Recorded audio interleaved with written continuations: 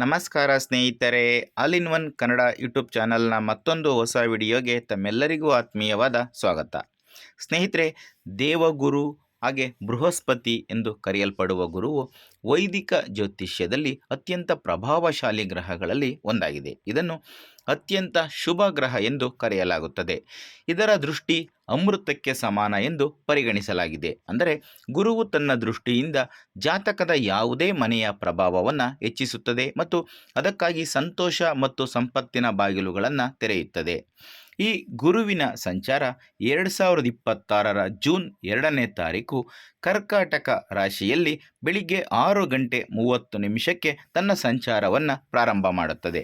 ಸ್ನೇಹಿತರೆ, ನಾವು ಯಾವುದೇ ಒಬ್ಬ ವ್ಯಕ್ತಿಯ ಜಾತಕ ಭವಿಷ್ಯವನ್ನು ತಿಳ್ಕೋಬೇಕು ಅಂದರೆ ಅಲ್ಲಿ ಮುಖ್ಯವಾಗಿ ಗ್ರಹಗಳ ಸ್ಥಾನ ತುಂಬಾ ಮುಖ್ಯವಾಗಿರುತ್ತೆ. ಹಾಗಾಗಿ ಇವತ್ತಿನ ವಿಡಿಯೋದಲ್ಲಿ ನಾನು ಕಟಕ ರಾಶಿ ಅಥವಾ ಕರ್ಕಾಟಕ ರಾಶಿಯವರಿಗೆ 2026ರಲ್ಲಿ ಗುರುವಿನ ಸ್ಥಾನ ಮತ್ತು ಗುರುವಿನ ಸಂಚಾರದಿಂದ ಏನೆಲ್ಲ ಫಲಿತಾಂಶಗಳು ಸಿಗುತ್ತೆ ಅನ್ನೋದ್ರ ಬಗ್ಗೆ ತಿಳಿಸ್ಕೊಡ್ತೀನಿ. ಹಾಗಾಗಿ ಈ ವಿಡಿಯೋನ ಎಲ್ಲೂ ಕೂಡ ಸ್ಕಿಪ್ ಮಾಡದೆ ಕೊನೆವರೆಗೂ ನೋಡಿ. ಹಾಗೆ ನೀವೇನಾದರೂ ನಮ್ಮ ಚಾನಲ್ಗೆ ಸಬ್ಸ್ಕ್ರೈಬ್ ಮಾಡ್ಕೊಂಡಿಲ್ಲ ಅಂದರೆ ದಯವಿಟ್ಟು ಈ ಕೂಡಲೇ ಸಬ್ಸ್ಕ್ರೈಬ್ ಮಾಡ್ಕೊಳ್ಳಿ.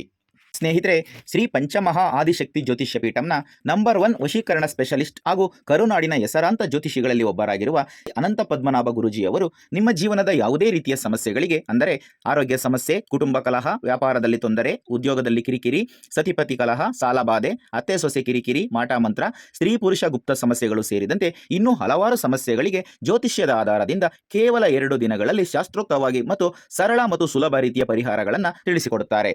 ಸ್ಕ್ರೀನ್ ಮೇಲೆ ಕಾಣ್ತಾ ಇರುವಂತಹ ನಂಬರ್ಗೆ ಕರೆ ಮಾಡಿ ಗುರೂಜಿಯವರನ್ನ ನೇರವಾಗಿ ಸಂಪರ್ಕಿಸಬಹುದು. ಸ್ನೇಹಿತರೆ, ಗುರುವನ್ನ ಮಕ್ಕಳು, ಮದುವೆ, ಸಂಪತ್ತು ಮತ್ತು ಜ್ಞಾನದ ಗ್ರಹವೆಂದು ಪರಿಗಣಿಸಲಾಗಿದೆ. ಗುರುವು ಚಂದ್ರನಿಂದ ಆಳಲ್ಪಡುವ ಕರ್ಕಾಟಕ ರಾಶಿಗೆ ಪ್ರವೇಶಿಸಿದ ತಕ್ಷಣ ಅದರ ಪ್ರಭಾವವು ಹೆಚ್ಚಾಗುತ್ತದೆ, ಏಕೆಂದರೆ ಅದು ಶುಭ ಗ್ರಹವಾಗಿದೆ ಮತ್ತು ಕರ್ಕಾಟಕ ರಾಶಿಯು ಗುರುವಿನ ಉತ್ತುಂಗ ಚಿಹ್ನೆಯಾಗಿದೆ. ಅಂದರೆ ಗುರುವು ಕರ್ಕಾಟಕ ರಾಶಿಗೆ ಬಂದ ನಂತರ ಉತ್ತುಂಗ ಫಲಿತಾಂಶಗಳನ್ನು ನೀಡಲು ಪ್ರಾರಂಭಿಸುತ್ತಾನೆ. ಅಂತಹ ಪರಿಸ್ಥಿತಿಯಲ್ಲಿ ಅತ್ಯಂತ ಶುಭ ಅಂಶವನ್ನು ಹೊಂದಿರುವ ಮತ್ತು ಶುಭ ಗ್ರಹವೆಂದು ಕರೆಯಲಾಗುವ ಗುರುಗ್ರಹವು ತನ್ನ ಉಚ್ಚ ರಾಶಿಯಲ್ಲಿ ಬಂದಾಗ ಅದರ ಶುಭ ಫಲಿತಾಂಶಗಳನ್ನು ನೀಡುವ ಸಾಮರ್ಥ್ಯ ಕೂಡ ಹೆಚ್ಚಾಗುತ್ತದೆ. ಆದರೆ ಅದು ತನ್ನ ಸ್ಥಾನಕ್ಕೆ ಅನುಗುಣವಾಗಿ ಎಲ್ಲ ರಾಶಿಚಕ್ರ ಚಿಹ್ನೆಗಳಿಗೆ ಶುಭ ಮತ್ತು ಅಶುಭ ಫಲಿತಾಂಶಗಳನ್ನು ನೀಡುವ ಸಾಮರ್ಥ್ಯವನ್ನು ಹೊಂದಿರುತ್ತದೆ. ಗುರು ಉಚ್ಛ್ರಾಯ ಸ್ಥಿತಿಯಲ್ಲಿರುವುದು ಅದರ ಪ್ರಭಾವವನ್ನು ಹೆಚ್ಚಿಸುತ್ತದೆ. ಅಕ್ಟೋಬರ್ 31, 2026ರಂದು ರಾತ್ರಿ 7:19 ಕಟಕ ರಾಶಿಯಲ್ಲಿ ಗುರು ಇರುತ್ತಾನೆ ಮತ್ತು ನಂತರ ಅದು ಸೂರ್ಯನಿಂದ ಆಳಲ್ಪಡುವಂತಹ ಸಿಂಹ ರಾಶಿಗೆ ಪ್ರವೇಶವನ್ನು ಮಾಡುತ್ತದೆ. ಈ 2026ರಲ್ಲಿ ಗುರುಗ್ರಹದ ಬಗ್ಗೆ ವಿಶೇಷವಾಗಿ ಹೇಳೋದಾದರೆ ಮಾರ್ಚ್ 11, 2026ರಂದು ಗುರು ಮಿಥುನ ರಾಶಿಯಲ್ಲಿ ಹಿಮ್ಮುಖ ಸ್ಥಿತಿಯಿಂದ ನೇರ ಸ್ಥಿತಿಗೆ ತನ್ನ ಚಲನೆಯನ್ನು ಆರಂಭ ಮಾಡುತ್ತಾನೆ ಮತ್ತು ವರ್ಷದ ಕೊನೆಯಲ್ಲಿ ಅಂದರೆ ಡಿಸೆಂಬರ್ ತಿಂಗಳು 13ರಿಂದ ಹಿಮ್ಮುಖ ಸ್ಥಿತಿಗೆ ಹೋಗುತ್ತಾನೆ. ಕಟಕ ರಾಶಿಯಲ್ಲಿ ಗುರು ಸಂಚಾರದ ನಂತರ ಜುಲೈ 14ರಿಂದ ದಹನಗೊಂಡು ಆಗಸ್ಟ್ 12ರಂದು ಮತ್ತೆ ಉದಯಿಸುತ್ತಾನೆ. ಗುರು ದಹನದ ಸಮಯದಲ್ಲಿ ಯಾವುದೇ ರೀತಿಯ ಶುಭ ಕೆಲಸಗಳನ್ನು ಮಾಡಬಾರದೆಂದು ನಿಷೇಧಿಸಲಾಗುತ್ತದೆ. ವೈದಿಕ ಜ್ಯೋತಿಷ್ಯಶಾಸ್ತ್ರದ ಪ್ರಕಾರ ಗುರುವಿನ ರಾಶಿ ಬದಲಾವಣೆ ಅಂದರೆ ಗುರುವಿನ ಸಂಚಾರ ಬಹಳ ಮುಖ್ಯವಾದ ಪರಿಣಾಮಗಳನ್ನು ನೀಡುವಂತಹ ಸಂಚಾರವಾಗಿರುತ್ತದೆ. ಗುರು ಸಂಚಾರ ನಿಮ್ಮ ರಾಶಿ ಚಕ್ರ ಚಿಹ್ನೆಯ ಮೇಲೆ ಯಾವ ರೀತಿಯ ಪರಿಣಾಮವನ್ನು ಬೀರುತ್ತದೆ ಅನ್ನೋದನ್ನು ಮುಂದೆ ನೋಡ್ತಾ ಹೋಗೋಣ. ಸ್ನೇಹಿತರೆ, ಗುರುವು ಕರ್ಕಾಟಕ ರಾಶಿಯಿಂದ ಮೊದಲನೇ ಮನೆಗೆ ಸಾಗುತ್ತಾನೆ. ಅಂದರೆ ಅದು ನಿಮ್ಮ ಸ್ವಂತ ರಾಶಿಯಲ್ಲಿ ಸಾಗುತ್ತದೆ. ಅಲ್ಲಿ ಉತ್ತುಂಗ ಸ್ಥಿತಿಯಲ್ಲಿ ಕೂಡ ಇರುತ್ತದೆ. ನಿಮ್ಮ ರಾಶಿಯಲ್ಲಿ ಗುರುವಿನ ಆಗಮನವು ನಿಮಗೆ ಅತ್ಯಂತ ಪ್ರಯೋಜನಕಾರಿ ಎಂದು ಸಾಬೀತುಪಡಿಸುತ್ತದೆ. ಇದು ನಿಮ್ಮ 9ನೇ ಮನೆ ಮತ್ತು 6ನೇ ಮನೆಯ ಅಧಿಪತಿ. ಗುರುವಿನ ಈ ಸಂಚಾರವು ನಿಮಗೆ ಅಪಾರ ಯಶಸ್ಸನ್ನು ತಂದುಕೊಡುತ್ತದೆ. ನಿಮ್ಮ ನಿರ್ಧಾರವನ್ನು ತೆಗೆದುಕೊಳ್ಳುವಂತಹ ಸಾಮರ್ಥ್ಯ ಹೆಚ್ಚಾಗುತ್ತದೆ. ನೀವು ಸುಂದರವಾಗಿ ಕಾಣಲು ಬಯಸುತ್ತೀರಿ. ಹಾಗೆ ದೈಹಿಕ ಆರೋಗ್ಯವು ಕೂಡ ಸುಧಾರಿಸುತ್ತದೆ.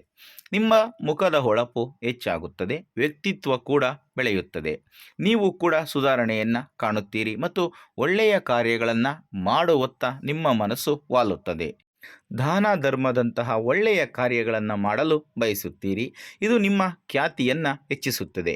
ನಿಮ್ಮ ಆರೋಗ್ಯವು ಕೂಡ ಉತ್ತಮಗೊಳ್ಳುತ್ತದೆ. ನೀವು ಮಕ್ಕಳ ಸಂತೋಷವನ್ನು ಕೂಡ ಪಡೆಯುತ್ತೀರಿ. ನಿಮ್ಮ ಪ್ರೇಮ ವ್ಯವಹಾರಗಳಲ್ಲಿ ಯಶಸ್ಸನ್ನು ಪಡೆಯುತ್ತೀರಿ ಮತ್ತು ಶಿಕ್ಷಣದ ವಿಷಯಗಳಲ್ಲಿಯೂ ಅದೃಷ್ಟಶಾಲಿಗಳಾಗಿರುತ್ತೀರಿ. ಗುರುವಿನ ಆಶೀರ್ವಾದದಿಂದ ನೀವು ನಿಮ್ಮ ಜ್ಞಾನವನ್ನು ವೃದ್ಧಿಪಡಿಸಿಕೊಳ್ಳುತ್ತೀರಿ. ವೈವಾಹಿಕ ಸಂಬಂಧಗಳಲ್ಲಿನ ವ್ಯತ್ಯಾಸಗಳು ಪರಿಹರಿಸಲ್ಪಡುತ್ತವೆ ಮತ್ತು ಪರಸ್ಪರ ಪ್ರೀತಿ ಹೆಚ್ಚಾಗುತ್ತದೆ. ವ್ಯವಹಾರದಲ್ಲಿ ಪ್ರಗತಿಗೆ ವಿಶೇಷ ಅವಕಾಶಗಳು ಸಿಗುತ್ತವೆ. ನೀವು ಒಬ್ಬರೇ ವ್ಯವಹಾರ ಮಾಡುತ್ತಿರಲಿ ಅಥವಾ ಪಾಲುದಾರಿಕೆಯಲ್ಲಿ ವ್ಯವಹಾರವನ್ನು ಮಾಡುತ್ತಿರಲಿ, ನಿಮಗೆ ಲಾಭದಾಯಕವಾಗುತ್ತದೆ. ಧಾರ್ಮಿಕ ಮತ್ತು ದೀರ್ಘ ಪ್ರಯಾಣಗಳಿಗೆ ಅವಕಾಶಗಳು ಸಿಗುತ್ತವೆ. ನೀವು ಜನರಿಗೆ ಸಹಾಯವನ್ನು ಮಾಡುತ್ತೀರಿ ಮತ್ತು ಪರೋಪಕಾರಿ ಜೀವನವನ್ನು ನಡೆಸುತ್ತೀರಿ. ಇದರಿಂದಾಗಿ ಸಮಾಜದಲ್ಲಿ ನಿಮ್ಮ ಜನಪ್ರಿಯತೆ ಹೆಚ್ಚಾಗುತ್ತದೆ. ಆರ್ಥಿಕ ಲಾಭಕ್ಕಾಗಿ ಉತ್ತಮ ಅವಕಾಶಗಳು ದೊರೆಯುತ್ತವೆ.